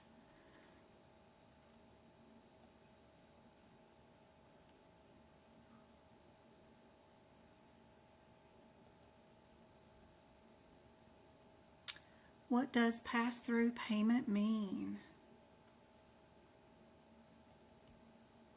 We are going to have a Zoom meeting on Sunday. If anybody wants to participate, anybody can join in. Even if you just want to watch, it's $6. You'll get replay of the workshop for the next 30 days. What it's going to be on is Practicode. So if you've purchased Practicode and you're trying to work through the cases, I'm going to attempt to show you how to do the cases, and we'll work through some cases, but also provide you the correct rationales for the ones that I've already done, so that you guys can quickly get through your Practicode. So if anybody wants to join in on those, that will be this Sunday. Even if you can't attend, you can still watch the replay with the pre-purchase if you want to. How do I choose which certification I do next if I co-pledge for my CPC? I have done my CPB. It's up to you. What do you want to do? What does the job market look like in your area? So what I would do is definitely see what the employers in your area or remotely online are hiring. Like if you just go to anything like Indeed, I know there's a lot of scam people on here, but I don't want to get started. Like let's say we'll go CRC coder, and you go I want to just change this to remote and hit search, right? How many pop up, right? There are over 500. Well, let's do CPMA. CPMA. How many show up? Over 500. CCS. It's over 600 jobs. What about CPC? Over 600. I don't know. Check the market in your area. See what's available, who's hiring, that kind of stuff, and pick out which one you want to do. It's totally up to you. What are you interested in? Do you only want to do inpatient, outpatient? All these certifications. CPCO is another auditor one. Whoops. Wrong O. So I have a lot of those too. But $20 to $27. Terrible. Ooh, CDI auditor, 55 an hour. Not bad.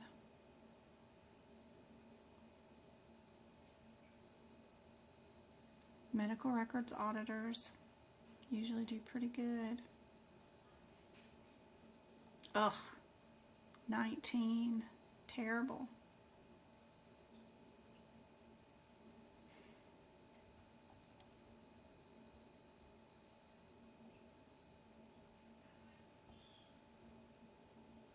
See what's available and what you're interested in. I prefer CPMA, and I know for a fact a lot of employers love CRC, but totally up to you. They do not come with an apprenticeship, which is another bonus.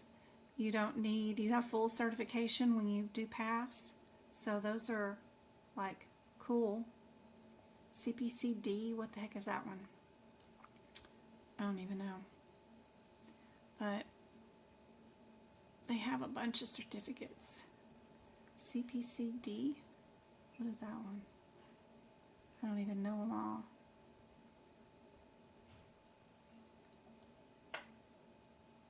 Dermatology? Okay.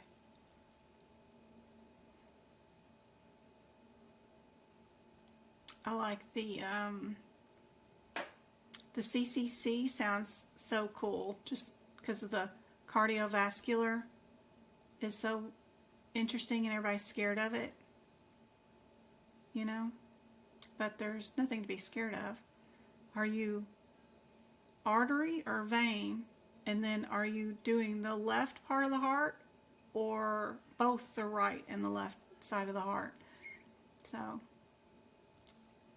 it's whatever you're interested in.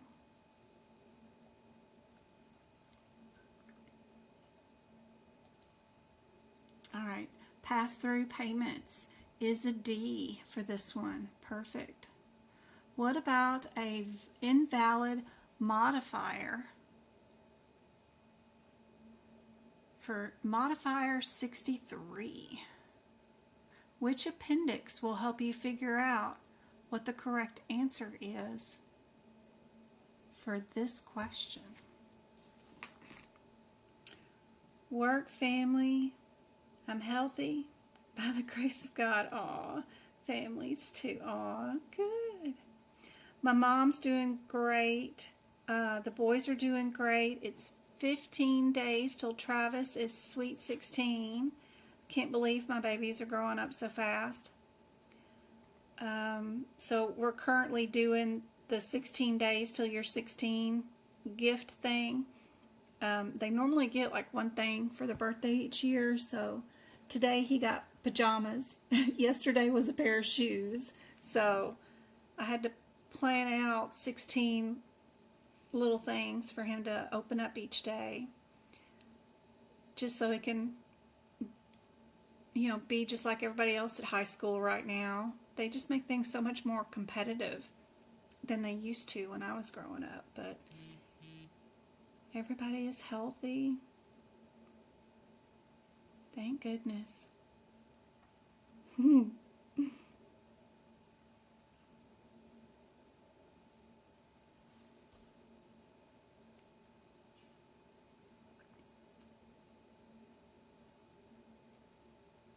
Thank you for the 3,000 taps on TikTok. Thank you for the 15 likes on YouTube. I hope this has been super helpful for you guys. I'll be back on Sunday. We're going to do the little 2 hours of cases of how you medically code if you just have a patient's chart. How do you figure out what is the E&M visit? You know, what is the surgery coded as?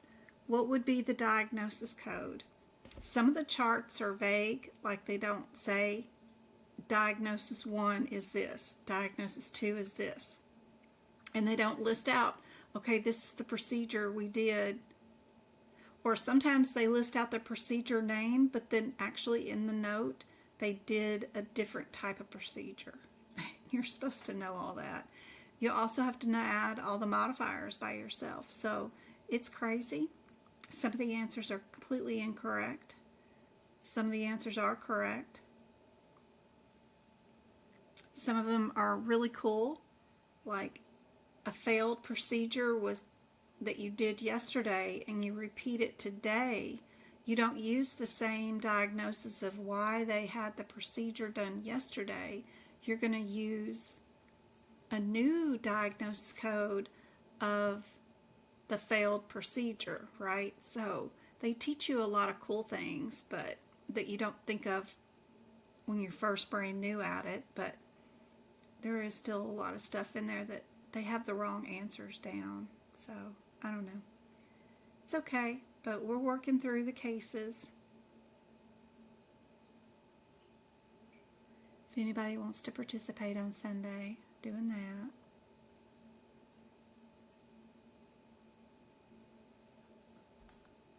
This one, Appendix A, will help you out with your modifier 63 issue. Which HIPAA Level 2 code category allows for pass-through payment devices? Which one is for devices? S codes, D code, Q codes, or C codes?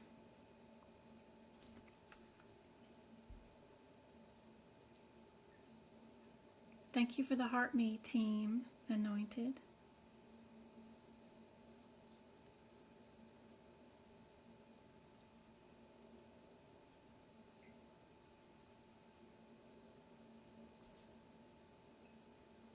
Anybody left on YouTube? Give an answer for this one. It is D, C codes. Perfect. Examples of procedures that are considered inpatient only. Would it be these scopes? Would it be anatomies? Which one would it be? Some of them start out with scopes. Some of them start out with that. What do you think? Sometimes they ask some of these wild little questions that are weird, obscure.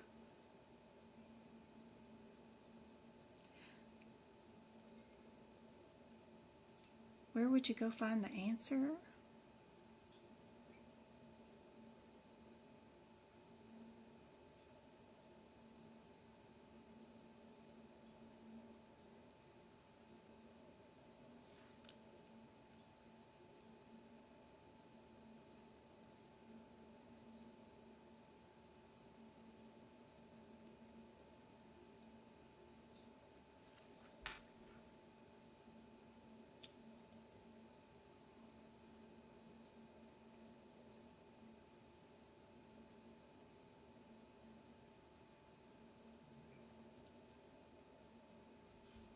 A. A is the answer for this one. They are the risky and invasive procedures.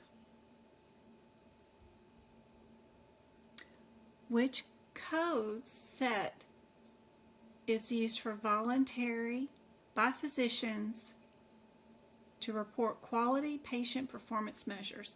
So voluntary is the key word for Category 3 codes, right? Two codes, not 3. Category 2 codes. That's like our blood pressure codes. We use those in HEDIS measures, where you can list out the systolic and diastolic. You can also do even as to what their last blood sugar reading was. They got a lot of codes over there. Which of the following service is not included in inpatient, neonatal, pediatric critical care codes? One of those questions that's always on the exam, whether it's in a patient example form or written out something like this, this question is always on the certification exam. Knowing which page to run to in the book is super helpful. I've been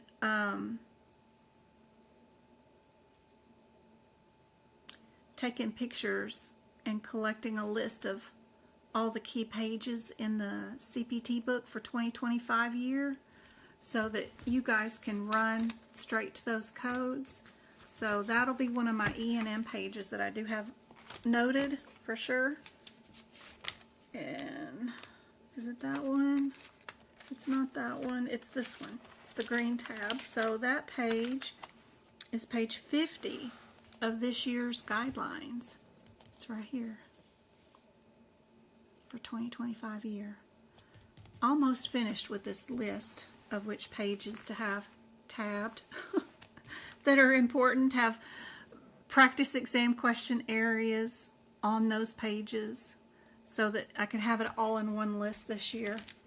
Okay, here's the pages you need to know what's going on these pages in the book for your exam. All in one list. But that would be helpful for this question, and that is D. D is located. I gotta get, this is gonna be on page 2025, page 50 now, because we got rid of 8 pages of E&M guidelines when we got rid of doing the history and exam part of EMDM, and we went straight to problem list, data, and then risk. We got rid of 8 pages of E&M. Well, that's really cool. All right, one more question and we'll be done for tonight. Is this a subsequent hospital visit, or is this a critical care patient?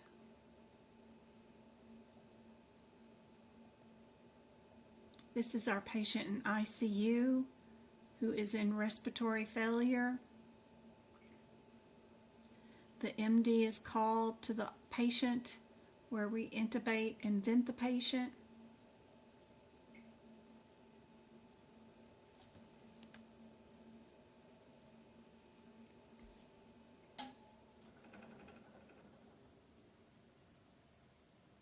What do you think we're going to be? I'll be back on Monday for 2 more hours of free lessons. I hope to see you guys then.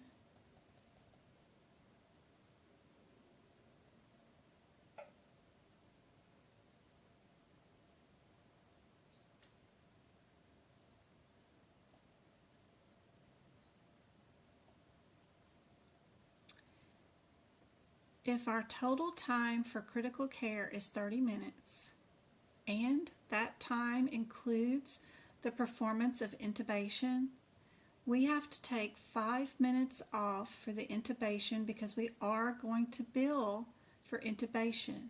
Because for an adult going to ICU, it is not a global package like it would be for pediatrics. Pediatrics is global, but adults are not global. That means we're going to bill for this. Then that means you know your answer is going to have that CPT code. if you are billing for time and the procedure, you don't get to include that time as total critical care time because that physician is focused on doing this procedure and they're getting paid to do that procedure.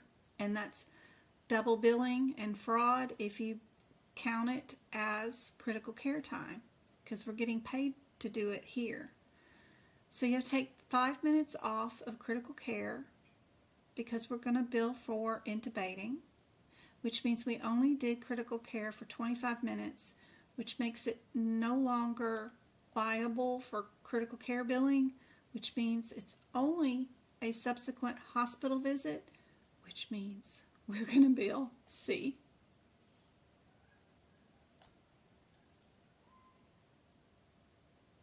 This question is on the exam.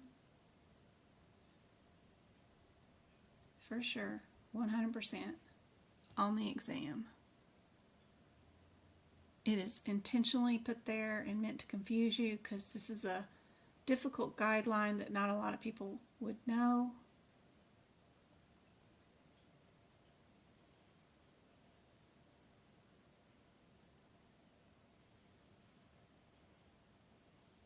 Look for context clues in the question. If they say total time 30 minutes for critical care, you know the question is right there on that level. Because if you do 29 minutes, you can't bill for critical care. So anything that says critical care is 30 minutes, you know they're trying to trick you. If you did anything else at all to that patient besides critical care, you know it's going to be a subsequent hospital visit every single time.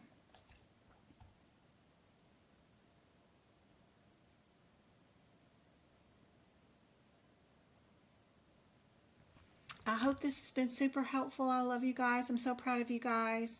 I can't wait to see how you guys do on your exams for the month of December. I hope you all pass.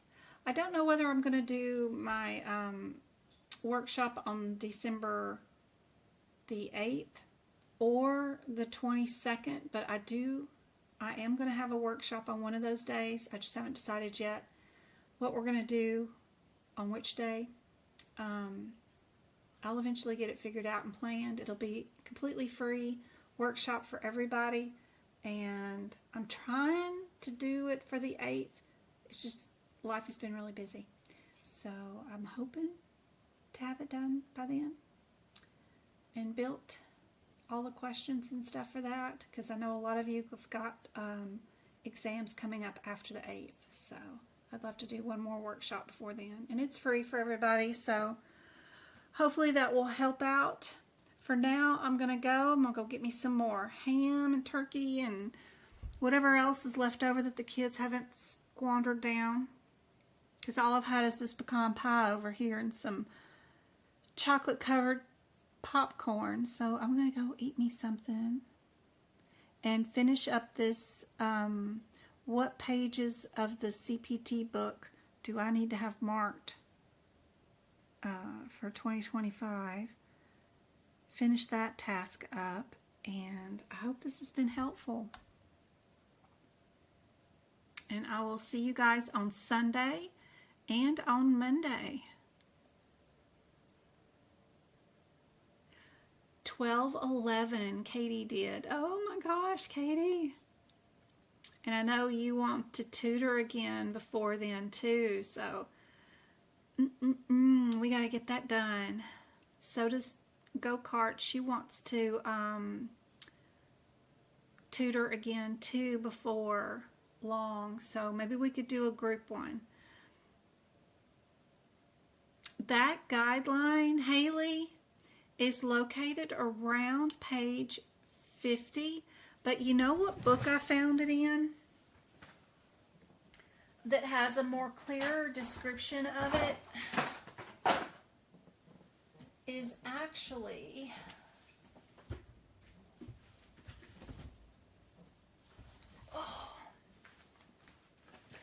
because the way it's written on page 50 is just unhelpful. and unclear because of the verbiage that they're using. It's just, I hate it. I hate the way it's written in that book. But I bought, oh my God, I just dropped a bunch of books. This book, and it was totally unhelpful until this particular guideline. Where's my camera? Where's the camera? I can never find video. Okay. I bought this book from aapc, the Coder's Dictionary Reference Guide. It's 1,000 pages of nightmare. Oh my God. It is a nightmare, but somewhere in here, it had, I mean, it's got a lot of garbage in it that it does not need to have in it. A lot of garbage in here. It's just a lot of garbage. This is all modifiers. But somewhere in here,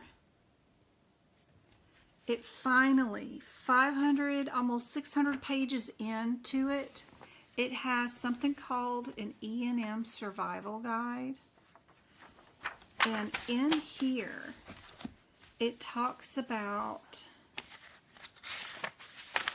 that particular example.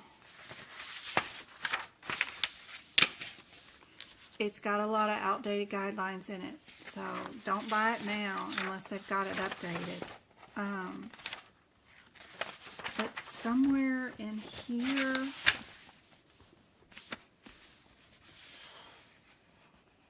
it has these little examples of certain guidelines, and it talks about this particular guideline. I should have tabbed this page so I know I can go back to it. That's all observation.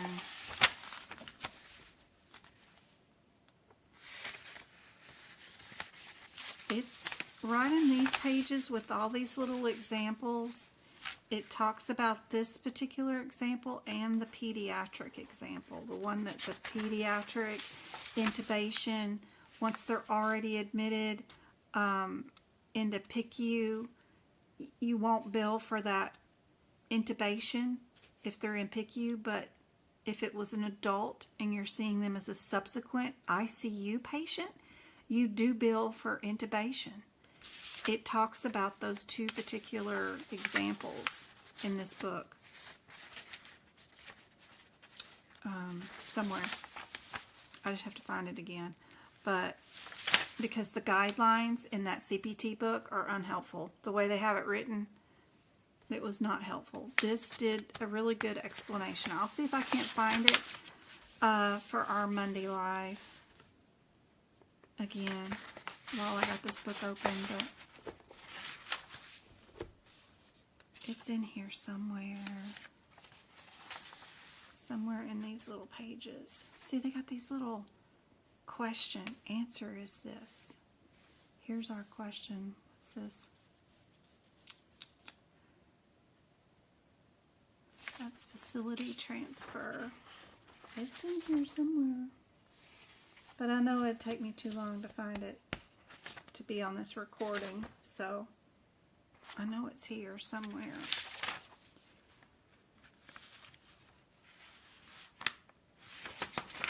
But this book was just like, a lot. The first 600 pages are just garbage. Not worth having at all. But, like I said, I spent easy 10 grand this year just purchasing everything I could find. Hopes that there's something helpful in any of it for you guys.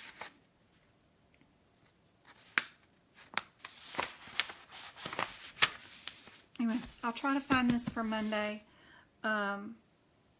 because it goes over those two really well on how you know which one's global. But that's where I found it, was inside here, was much better than what the description says in the CPT book.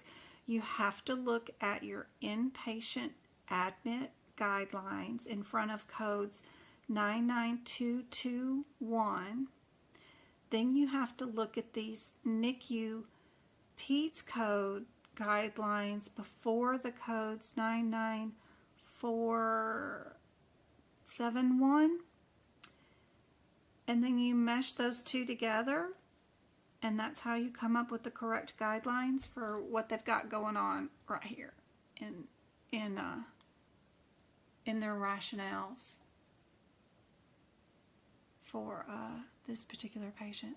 Oh, I'm trying to get the video to move, that guy to move out of the way. Yep.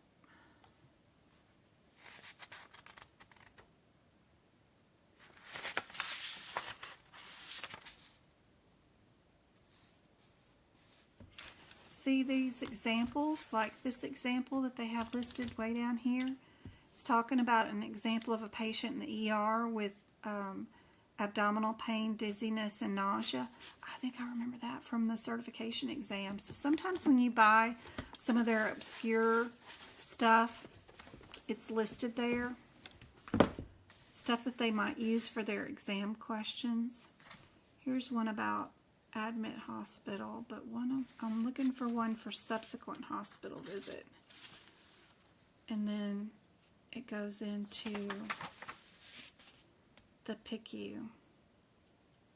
Anyway, I'll look for it on Monday and see if I can't remember to tap this and bring it back up. But hope this is helpful, guys. I'm going to go eat and then I'll come back to this. Love you guys. I will see you on Sunday and Monday. I hope this was helpful.